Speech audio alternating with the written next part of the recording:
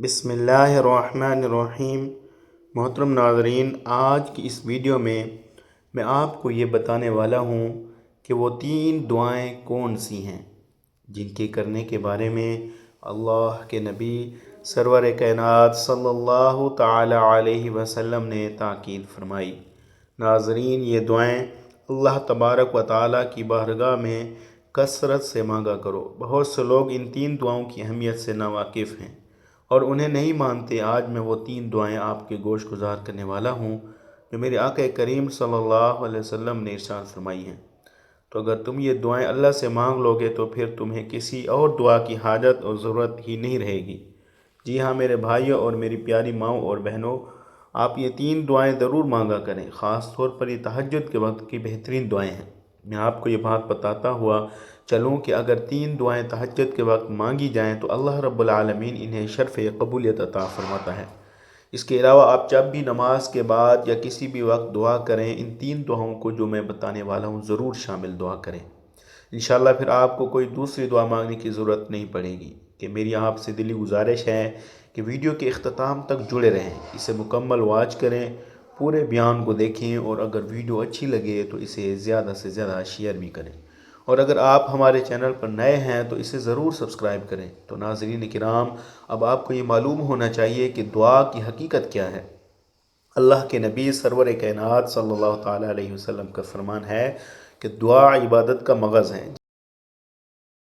جی ہاں، جس طرح انسانی سر میں مغز یعنی بھیجا ہوتا ہے تو انسان زندہ، صحیح سالم اور صاحب عقل رہتا ہے اور سب کچھ سوچ سکتا ہے، بالکل اسی طرح دعا عبادت کا بھیجا اور اس کا جوہر ہے۔ نبی کریم صلی اللہ علیہ وسلم فرماتے ہیں یعنی دعا عبادت کا مغز ہے، اسی لیے ہمیں ہمیشہ اللہ پاک سے لو لگانی چاہیے، دعا مانگنی چاہیے۔ آج ہم اللہ پاک سے صرف وہی مانگتے ہیں جو ہماری فوری ضرورت ہوتی ہے۔ جی ہاں میرے بھائیوں اور میری ماؤں اور بہنوں، اکثر لوگ صرف رزق اور برکت ہی کی دعا کرتے ہیں۔ ہمارے اسلامی بھائی اور بہنیں بس یہی التجا کرتے ہیں کہ اے اللہ ہمارے رزق میں برکت عطا فرما، اے اللہ ہماری دولت اور مال و متاع میں برکت دے، ہمارے گھروں کو برکتوں سے بھر دے۔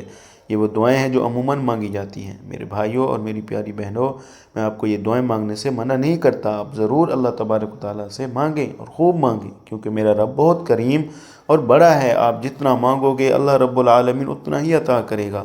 لیکن یہاں یہ بات یاد رکھیں کہ رزق کی جو دعا ہم کرتے ہیں اس رزق کی ذمہ داری تو اللہ تبارک و تعالیٰ نے خود اپنے ذمہ لے لی ہے۔ جی ہاں میرے بھائی اور میری پیاری بہن ہو، اللہ تبارک و تعالیٰ نے اور ہر مخلوق کے رزق کی ذمہ داری خود لے لی ہے۔ اور آپ ایک حقیر سی چونٹی کو دیکھیں، کیا اسے رزق نہیں ملتا؟ بے شک اللہ رب العالمین اسے بھی رزق دیتا ہے۔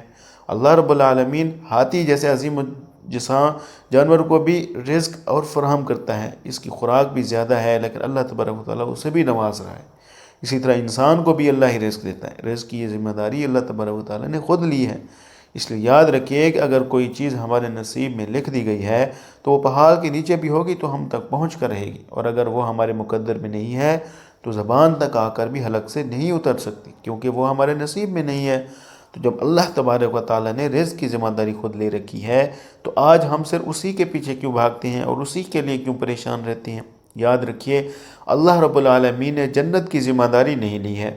جنت کے حصول کے لیے ہمیں تگ و دو کرنی چاہیے اور ہمیں خود محنت کرنی پڑے گی۔ ہمیں دیکھنا ہوگا کہ قبر و حشر کے مصائب سے کیسے بچنا ہے۔ اللہ نے یہ نہیں فرمایا کہ تم قبر میں آؤ گے تو ہم گناہ حساب کتاب مغفرت کر کے جنت میں بھیج دیں گے، نہیں، بلکہ رزق کی ضمانت خود دی ہے، تو جس کے لیے پریشان ہونے کی ہرگز ضرورت نہیں ہے۔ ہاں آپ برکت اور مال و دولت کے لیے دعا ضرور کریں۔ اللہ تبارک و تعالیٰ کے سامنے ہاتھ پھیلانا گناہ نہیں بلکہ عبادت ہے، لیکن آج میں آپ کو وہ باتیں بتا رہا ہوں جن کی ذمہ داری اللہ تبارک و تعالیٰ نے نہیں لی، یعنی جنت اور قبر کی منزلیں۔ جی ہاں میرے بھائیوں اور میری ماؤں اور بہنوں، جنت پانے کے لیے عبادت لازمی ہے اور مغفرت کے لیے اللہ کی بارگاہ میں گڑ گڑانا ضروری ہے۔ اگر کوئی بڑا کبیرہ گناہ ہو گیا ہے، توبہ کے دروازے کھلے ہیں۔ آپ سنتے ہوں گے کہ فلاں درود پاک پڑھنے سے 80 سال کے گناہ معاف ہو جاتے ہیں۔ بے شک حدیث پاک برحق ہے اور ہمیں اس پر کامل یقین ہے، لیکن کبھی سوچا ہے کہ وہ کون سا گناہ ہیں وہ کون سے گناہ ہیں؟ ہمارے بھائی بہن سمجھتے ہیں کہ بس درود پاک پڑھ لیا اور اب سب معاف ہو گیا۔ یاد رکھیے ان عبادات سے صغیرہ یعنی چھوٹے چھوٹے گناہ معاف ہوتے ہیں، کبیرہ یعنی بڑے گناہوں کے لیے محض ذکر و اذکار کافی نہیں ہے۔ بلکہ مسجد میں اعتکاف کریں یا خانہ کعبہ کے ایک چکر لگائیں۔ کبیرہ گناہ اس وقت تک معاف نہیں ہوتے جب تک کہ آپ اللہ تبارک و تعالیٰ کی بارگاہ میں سچی توبہ نہ کریں۔ جی ہاں میرے بھائیو، کبیرہ گناہوں کے لیے ندامت کے ساتھ توبہ کریں کہ اے اللہ ہم سے یہ بڑی خطا ہو گئی ہے، ہم شرمندہ ہیں، اور توبہ کرتے ہیں کہ آئندہ یہ گناہ نہیں کریں گے۔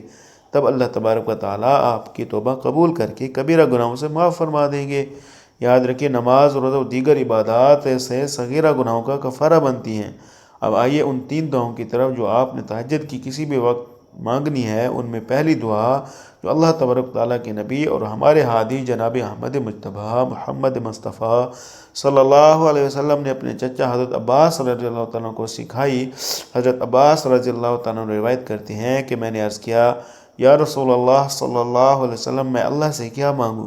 تو میرے نبی کریم صلی اللہ علیہ وسلم نے جو جواب دیا اسے غور سے سنیں، جس کا مفہوم ہے آقا کریم صلی اللہ علیہ وسلم نے فرمایا کہ اے چچا جان، آپ اللہ پاک کی بارگاہ میں عافیت مانگا کرو۔ عافیت کیا ہے کہ بہت سے لوگ نہیں جانتے۔ عافیت کا مطلب ہے دنیا اور آخرت کی ہر برائی، بیماری اور پریشانی سے سلامتی۔ حضرت عباس رضی اللہ تعالیٰ عنہ کچھ دن بعد پھر حاضر ہوئے اور دوبارہ پوچھا کہ اب میں کیا مانگوں؟ آپ صلی اللہ علیہ وسلم نے پھر وہی تاکید فرمائی کہ اے چچا جان، اللہ پاک سے دنیا اور آخرت میں عافیت کی دعا مانگو۔ یعنی عافیت وہ جامع چیز ہے جس میں سب کچھ آ جاتا ہے۔ اگر آپ کے پاس عافیت ہے تو ہم دنیا میں بھی سکون میں ہیں اور قبر و حشر میں بھی کامیاب ہیں، کہ میرے نبی کریم صلی اللہ علیہ وسلم کی سکھائی ہوئی پہلی اور عام دعا ہے یہ۔ اب دوسری دعا شکر گزاری۔ شکر گزاری مومن کی عظیم صفت ہے، جس سے نعمتوں میں اضافہ، اللہ کی رضا اور گناہوں کی معافی نصیب ہوتی ہے۔ حدیث نبوی صلی اللہ علیہ وسلم کے مطابق جو لوگوں کا شکر ادا نہیں کرتا وہ اللہ کا شکر بھی ادا نہیں کرتا۔ رسول اللہ صلی اللہ علیہ وآلہ وسلم نے فرمایا، کیا میں اللہ کا شکر گزار بندہ نہ بنوں؟ شکر کی فضیلت پر چند اہم احادیث میں آپ کو ابھی بتا رہا ہوں جو کہ درج ذیل ہیں۔ نمبر 1، شکر گزار بندہ بننے کی ترغیب۔ حضرت عائشہ صدیقہ رضی اللہ تعالی عنہا فرماتی ہیں کہ نبی کریم صلی اللہ علیہ وآلہ وسلم راتوں کو اتنی لمبی لمبی نماز پڑھتے کہ آپ صلی اللہ علیہ وسلم کے پاؤں مبارک سوج جاتے۔ جب عرض کیا جاتا کہ اللہ نے تو آپ کے اگلے پچھلے تمام گناہ معاف فرما دیے ہیں، پھر اتنی مشقت کیوں؟ تو آپ صلی اللہ علیہ وسلم فرماتے کہ کیا میں اللہ کا شکر گزار بندہ نہ بنوں؟ نمبر 2، لوگوں کا شکر ادا کرنا اللہ کا شکر ہے۔ رسول اللہ صلی اللہ علیہ وسلم نے فرمایا، جو لوگوں کا شکر ادا نہیں کرتا وہ اللہ تعالیٰ کا شکر بھی ادا نہیں کرتا۔ 3، شکر نعمت میں اضافے کا ذریعہ ہے۔ حدیث مبارکہ میں ہے، جسے شکر کرنے کی توفیق ملی وہ نعمت کی زیادتی سے محروم نہ ہوگا۔ نمبر 4، بہترین دل۔ آپ صلی اللہ علیہ وسلم نے فرمایا، بہترین زبان وہ ہے جو ذکر الہی میں مصروف رہے، اور بہترین دل وہ ہے جو اللہ تعالیٰ کے انعامات پر شکر ادا کرتا رہے۔ شکر گزار مومن کی شان کیا ہے؟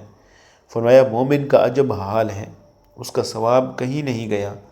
اگر اسے خوشی حاصل ہوئی تو شکر کرتا ہے تو اس میں بھی ثواب ہے، اور نقصان پہنچا تو صبر کرتا ہے، اس میں بھی اس کے لیے ثواب ہے۔ شکر کا مختصر طریقہ دعا۔ رسول اکرم صلی اللہ علیہ وآلہ وسلم نے حضرت معاذ بن جبل رضی اللہ تعالیٰ عنہ کو ہر نماز کے بعد یہ دعا مانگنے کی وصیت فرمائی، اللہم اعنی علی ذکرک و شکرک و حسن عبادتک۔ اللہ کا شکر یہ ہے کہ جو نعمتیں اللہ تبارک و تعالیٰ نے ہمیں دی ہیں، جیسے دیکھنے کے لیے آنکھیں، سننے کے لیے کان، پکڑنے کے لیے ہاتھ، چلنے کے لیے پیر، یہ سب عطائے الہی ہیں۔ اس نابینے سے پوچھیں جس کے پاس آنکھیں نہیں، یہ دنیا کا نظارہ کیا ہوتا ہے۔ اس لیے ہمیشہ اللہ تبارک و تعالیٰ کا شکر ادا کریں اور کبھی ناشکری نہ کریں۔ تیسری دعا جو میری آقا نے سکھائی ہے وہ ہے اچھی صحت کے بارے میں۔ صحت ایک عظیم نعمت ہے جس کی قدر کرنے پر رسول اللہ صلی اللہ علیہ وسلم نے زور دیا ہے۔ نبی کریم صلی اللہ علیہ وسلم نے فرمایا، 2 نعمتیں ایسی ہیں جن میں اکثر لوگ دھوکہ کھاتے یا نقصان اٹھاتے ہیں، صحت اور فراغت۔ ایک اور جگہ ارشاد فرمایا، 5 چیزوں سے پہلے غنیمت جانو، جن میں بڑھاپے سے پہلے جوانی کو، بیماری سے پہلے صحت شامل ہے۔ صحت سے متعلق دیگر احادیث و تعلیمات، جسم کا حق آپ صلی اللہ علیہ وسلم نے فرمایا، تمہارے بدن کا بھی تم پر حق ہے۔ آپ صلی اللہ علیہ وسلم نے فرمایا کہ اللہ سے اپنی صحت و تندرستی مانگا کرو، کیونکہ جب صحت ہوگی تبھی آپ نماز پڑھ سکیں گے، روزہ رکھ سکیں گے اور اللہ تبارک و تعالیٰ کی عبادت کے قابل ہوں گے۔ بیماری کی حالت میں انسان تو کمزور ہو جاتا ہے اور عبادت میں وہ دل جمی نہیں رہتی، اس لیے ہمیشہ صحت اور عافیت کی التجا کریں۔ خلاصہ یہ ہے کہ پہلی دعا عافیت، دوسری دعا شکر گزاری اور تیسری دعا صحت کی ہے۔ ان تینوں میں کائنات کی ہر خیر چھپی ہے۔ میرے بھائیوں، دوسروں کے لیے بھی دعا کریں، اپنے والدین اور تمام مسلمان بہن بھائیوں کو اپنی دعاؤں میں یاد رکھیں۔ جب آپ سب کے لیے دعا کریں گے، اللہ تبارک و تعالیٰ آپ کی دعا جلد قبول فرمائے گا۔ میں نے یہ نبی نسخہ آپ تک پہنچا دیا ہے، اب آپ اسے شیئر کرنا آپ کی ذمہ داری ہے۔ کمنٹ میں اپنی رائے ضرور دیجیے گا اور چینل کو سبسکرائب کریں۔ السلام علیکم ورحمۃ اللہ وبرکاتہ۔ اور مزید یہ ہے کہ ہم اللہ تبارک و تعالیٰ سے دعا گو ہیں کہ وہ ہماری ان چھوٹی سی کوششوں کو اپنی بارگاہ میں شرف قبولیت عطا فرمائیں، ہمیں ان کلمات پر عمل کی توفیق دیں جو ہمارے پیارے نبی صلی اللہ علیہ وسلم نے سکھائی ہیں، تاکہ ہم دنیا اور آخرت کی تمام رسوائیوں سے بچ سکیں۔